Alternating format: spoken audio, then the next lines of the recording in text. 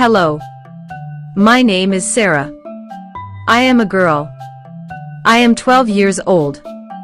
I live in a small town with my family.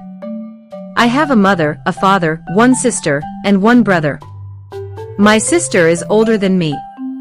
My brother is younger than me. I go to school every day.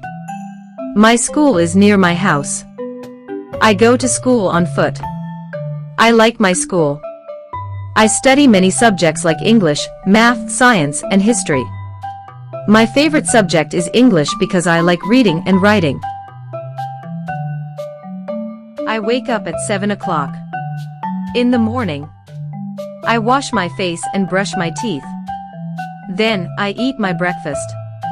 After that, I get ready for school. I usually wear my school uniform. I start school at 8 o'clock and finish at 2 o'clock. After school, I go home and eat lunch.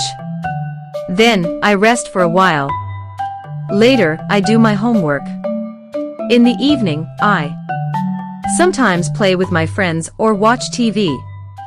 I also like to play football. It is my favorite sport.